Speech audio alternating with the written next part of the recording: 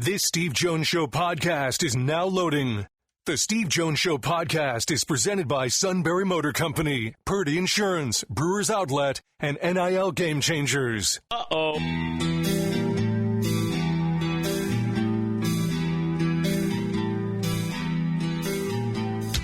Bringing you an in-depth look at Penn State sports and more. This is the Steve Jones Show on News Radio 1070 WKOK.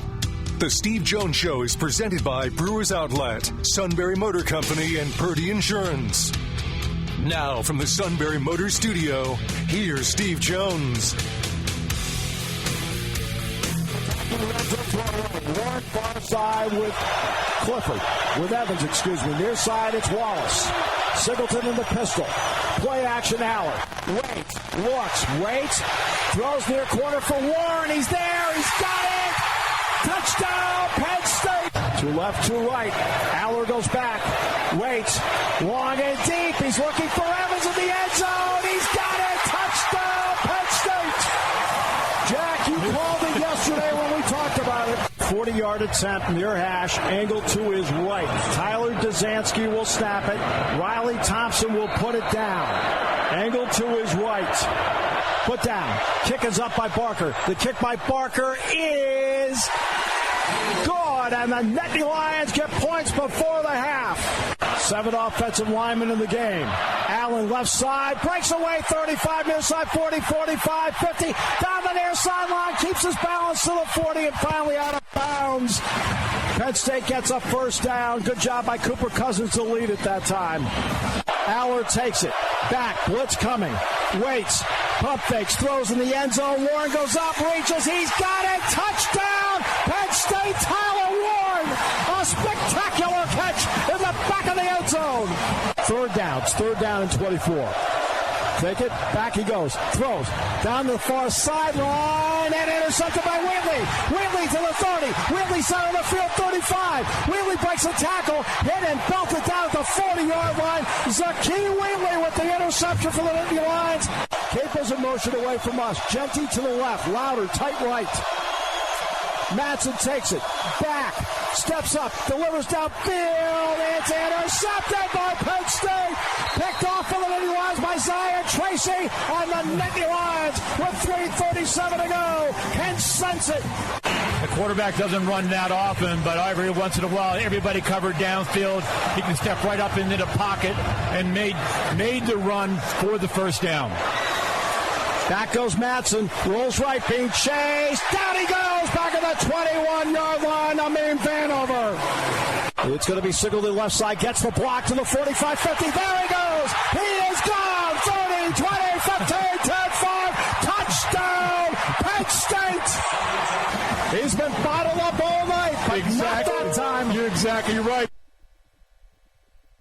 So there you go. That was Tuesday night as the Nittany Lions win the Fiesta Bowl. Next is the Orange Bowl. It's either going to be Notre Dame or Georgia. We will find out this afternoon with that game being played in New Orleans. Very pleased to be joined by one of the absolute best in the business, and that is Mark Wogenrich.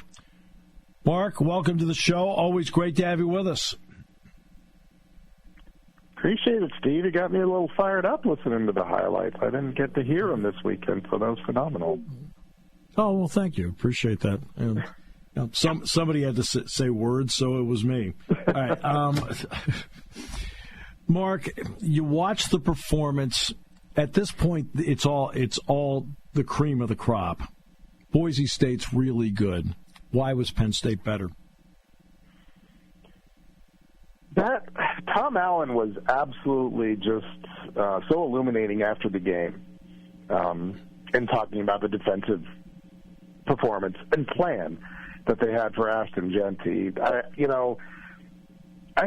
It's not that there was not respect for him as a player. I think they went into that game maybe elevating him to a level, to almost to a vaunted level, to the point where they're saying, Tom Allen said after the game, we want to swarm him. This is the best running back. He said it. This is the best running back we're going to see in years.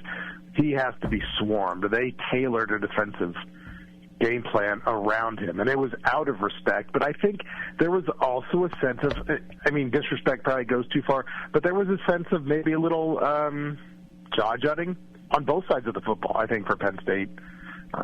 Defensively, saying, why, we've got a pretty good defense. Why would it be so surprising if we could shut down the Heisman Trophy runner-up? And offensively, Jaywan Slider said it. We think we got pretty good running backs, too. And if either one of these guys got 30 carries a game like Ashton Jeanty would, you'd probably be talking about them like Ashton Jeanty. So I think the game plan being centered on him from both sides of the ball, to me, was one of the more interesting elements of that game and that post game, and then they just executed it about as well as you could for the most part, and in doing so, especially defensively, being able to do so with Abdul Carter playing, I think, about 18 snaps before he had to go out, and then you just have to shift on a dime to what Tom Allen called their plan B on defense, which included, you saw Vanover, Smith Filbert, Max Granville, Dom DeLuca, changing roles a little bit, adjusting. The adjustment there, I think that pivot was so important. The way they were able to pivot without Abdul Carter and still, for the most part, control Jeanty. Well, they've already had to make one major pivot this season. That was because of KJ Winston. Right. Because they went 8.5 months planning a certain way to play, and 5 quarters into the season they had to change it. So what does that tell you about the adaptability and the minds on the defensive side that they can make adjustments like that? But yeah, those are two really unique situations because you're adapting KJ. The loss of KJ is long term. Yes, you have to readjust your defense, the way Jalen Reed plays, the way Zachy Wheatley plays, behind them the linebackers, how you're going to play them. Dr. Luca becomes a bigger presence, and he's got to take on a larger role, and has done so exceptionally well. In this case, this was a really micro and really acute and really quick pivot because they had Abdul Carter as he was on Ashton Jeanty duty essentially. Tom Allen kind of framed it that way. So we wanted him close to the line of scrimmage. We wanted him close to the ball. He had to be around the ball a lot, and then you lose that, and you lose the player who's best capable of performing that role on your defense. The quick pivot that they did this time kind of in a way mirrored what they did with Winston, but they had to do it so rapid fire, and to be able to get that, I think, was really impressive. That Abdul was off the field for the touchdown drive when the fullback went in and scored, but after that, they did settle in. They gave away some passing yards, tight end catches, that sort of thing. I think Mattson had about 300. Felt like they were willingly, giving those yards up just so they knew that Jeanty was not going to bounce off anything, and that was one of the great things to me. That the defensive play that really woke my eyes to this game and what they were capable of doing. I think it was the first carry of the second series when Denai Dennis-Sutton basically got back points by throwing Jeanty to the ground, and that was eye-opening. This is a defense that has come with a plan and a mission. Right. Somebody had called into the pregame show, and there was a lot about, and they were asking about Jeanty, and justifiably so, right? And I finally said, you know what? Let's stop this right here. I said, Katron Allen and Nicholas Singleton are not chopped liver on the other side. I want to talk about Allen first. I thought, and you didn't get a chance to see it, Mark, but in Monday's practice, Jack and I looked at it and said, he looks exceptionally quick. What was your thought on watching Katron Allen on the biggest stage of his career do what he did? That's exceptionally quick. He was as fast as I've seen him make some cuts. There was, I think, maybe his first carry, one of a very early carry, got outside, maybe a 10 or 11 yard play. And there was a burst that had a little bit of Singleton in it. Just that little bit of hop that you thought, wow, he looks like he's got a step. And then it kept getting better, just better and better from that. That he was just gashing 8 yards a carry. One of his more underrated plays was, the offense had a rough second quarter and some penalties, and Drew, there was a stretch of, I think, 7 straight incompletions. He got sacked, and then they had the busted play touchdown at Boise State, the 58-yarder. Right. The first play of the next drive, I think it was first down they ran, and I think Catron picked up 9, and that was a jump start, and that led to Drew's big conversion. The big rushing conversion on third down, then with the defensive holding, and then the second touchdown to Tyler Warren. He was such Catron he seemed to be a jump start, like a kick start to everything, and it just just kept moving the offense in the direction that they wanted to go, and that seemed to kind of like be the stepladder that Nick got on at the end. Yeah, I was going to say, because at the end he'd been the guy that had been sort of bottled up all night, and then when he broke it, I mean, Mark, you and I both know that's the home run hitter he is. That's his longest run from scrimmage this season. Mm. And the irony of it is if you watch the play. The interesting thing to me, I didn't get the yardage. I think because we were on a corner of the ends, it was hard to see. Catron broke one too. I thought it was 50. I don't know the exact yardage of the one that came back too. He was but a bit close to 200 yards, right, without breaking the big one too. And Jaywan Sider he kind of lamented that, because he said, Nick got his big one tonight. Nick got the big one in the Rose Bowl. Going back to 19, Journey Brown got the big one in the Cotton Bowl. And he said, I wish Nick could have had that, because that would have been kind of his signature moment. Catron. Maybe. And I don't know if Catron is necessarily the signature moment kind of running back, but he just does so much consistently well. And, you can't ask for much more of him in the postseason. He's got 328 yards in 3 postseason games. He has been outrageously good at the best time of the year. Right, which is exactly what they needed. Warren makes 2 terrific catches in the game for touchdowns. And then Evans... Look, if you had to pick a guy that can take the top off on this team, it's Evans. Yeah. The fact that they were both so involved in what happened out there, what does that give in terms of the offensive versatility for this team? Because Warren's been the given all year. They need something else besides Tyler Warren. And it was interesting that there were not many targets in that game. I think it was 4 players got targeted for touches and for receiving touches. Warren, Wallace, Evans, and Luke Reynolds. They didn't throw to the backs. Right. Really didn't throw to much of anybody else. It was half the targets went to Tyler Warren. So if you know that going in, there needs to be somebody else who can make those plays. And for Omari to be the player that he could be, he's got that. He's got the 40-yard, 50-yard downfield race catch in his wheelhouse. Yeah. He just has to hit that. Getting that for the touchdown, that's the kind of play that opposing defensive coordinators, the next 2, next 1 or 2, however many they play and whoever they see, has to look at number 5 and say, if this kid's racing downfield, we got to get a body on him. A safety has to be there something, because he can stretch us out, and that's a big problem. And that gives you Tyler Warren underneath. And then maybe, like you said, there were no touches for Liam Clifford, Julian Fleming in this game. If you forget about them, who knows? I don't know if USC forgot about Julian Fleming a couple of months ago. Feels like a couple of years ago now. Yeah. But Penn State's not here without his 2 fourth-down catches against USC on that last drive.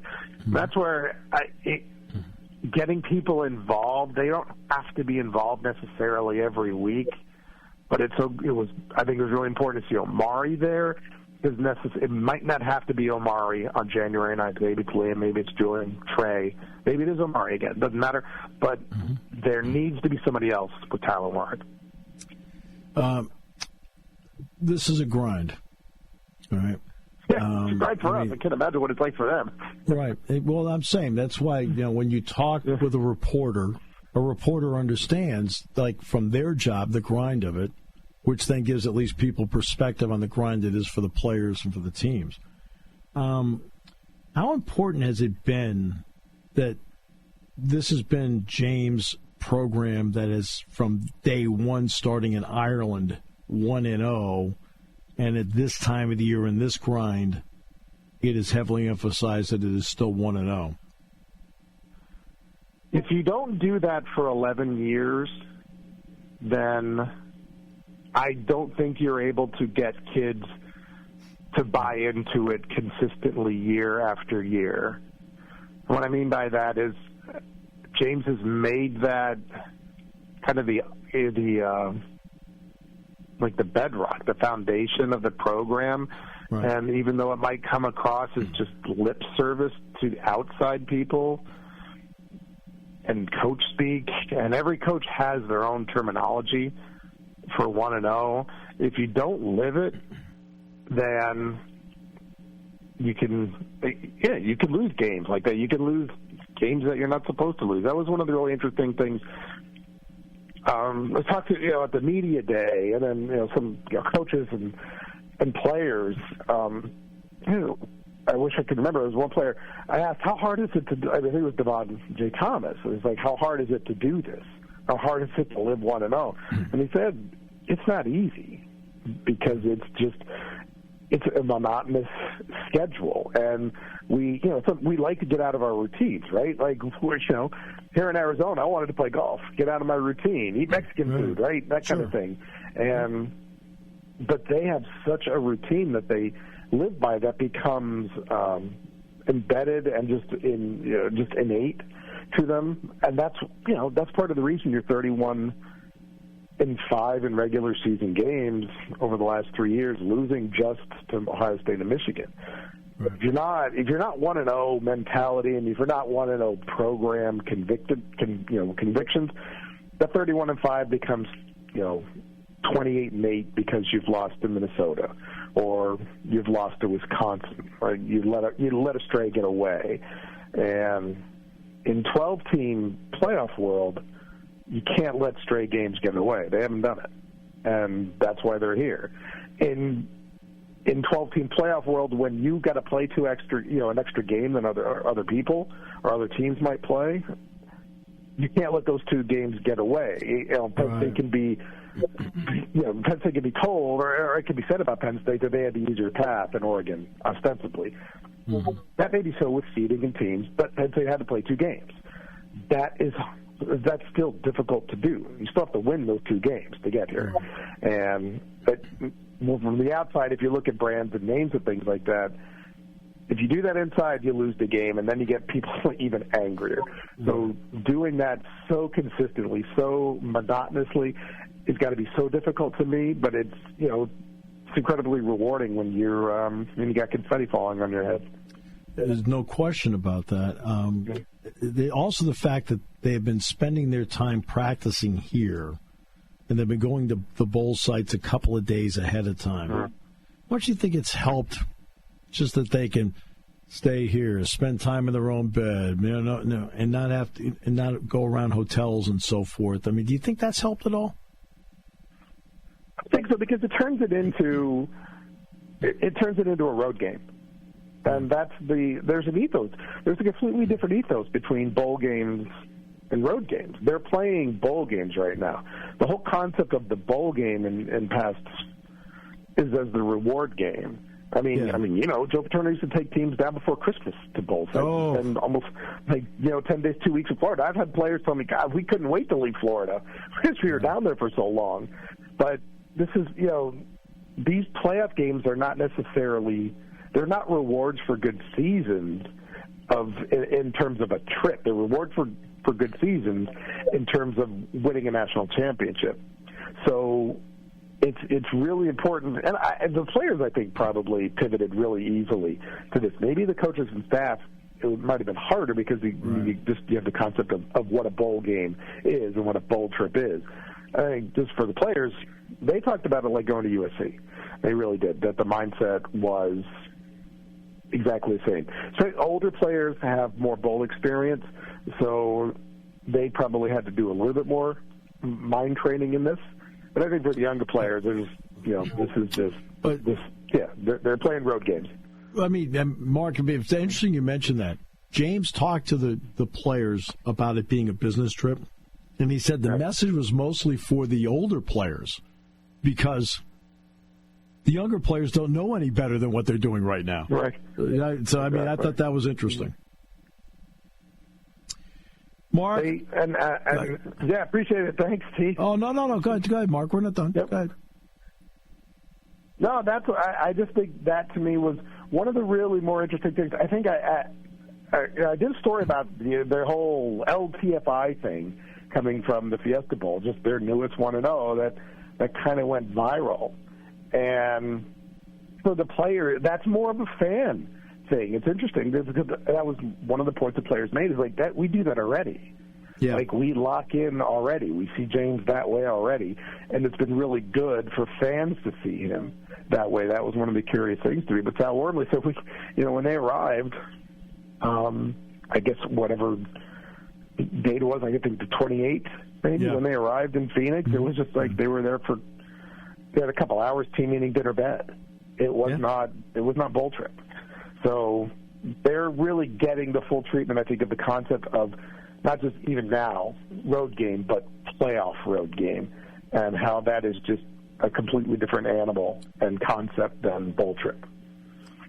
You're the best, my man. Thank you so much, Mark. It was great to see you out there. So much. Looking forward to Miami. Yep, see you in Miami. Thanks. Thanks. Mark Wogenrich, half hour brought to you by Sunbury Motors, 4th Street in Sunbury, Sunbury Motors Kia, routes 11 and 15 in Hummels Wharf, and online at sunburymotors.com, here on News Radio 1070 WKOK.